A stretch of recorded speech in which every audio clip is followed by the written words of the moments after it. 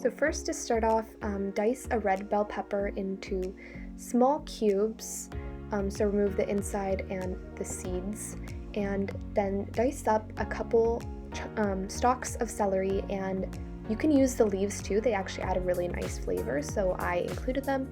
And then I set aside these vegetables to have more space on my cutting board, and I decided to add in some extra vegetables that I had inside my fridge that I needed to use up. So here I'm de-seeding and dicing a jalapeno, zucchini, and beets also work very well, as well as other potatoes and things like that. So feel free to customize this recipe according to what you have on hand. So here I am chopping up the zucchini to add into that bowl as well.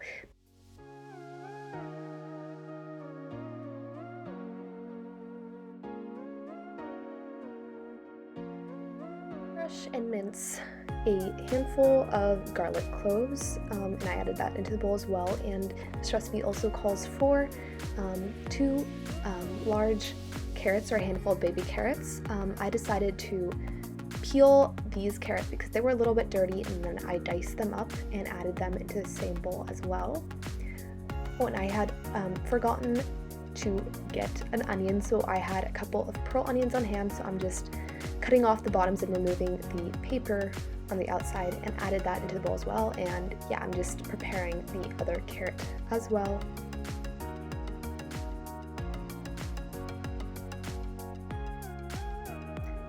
So in a saucepan over medium heat, heat up a tablespoon of olive oil, and then add in all of these veggies, and let them saute. I'd forgotten the zucchini. Let them saute for about 5 minutes, or until the vegetables start releasing some moisture and the onions and garlic start to get aromatic.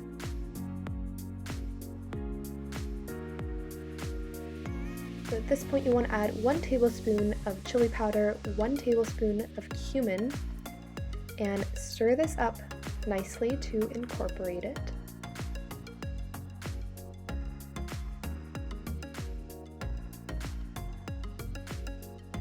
One teaspoon paprika,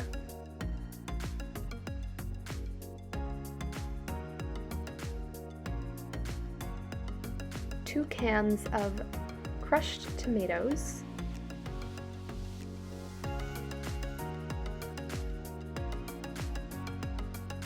about 3/4 cups of vegetable broth. I ended up using more because I had more vegetables. 2 teaspoons of cayenne pepper,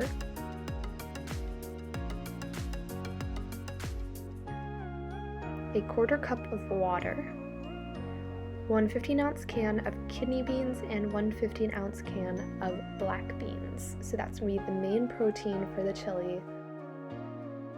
And those spices are going to make it taste so good. It might be a little bit spicy, so you can't handle spice well, just start off with about half of the amount of spices. I also wanted to finish up a bag of frozen peas that I had in my freezer, so I just tossed that in.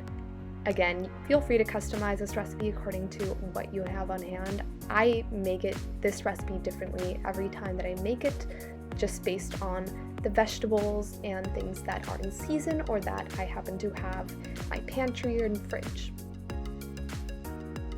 So stir everything around, and you want to bring that up to a boil, and you want to make sure that you're stirring it every once in a while so that nothing gets stuck on the bottom and that things are cooking evenly. But basically, you just let that simmer for 30 minutes.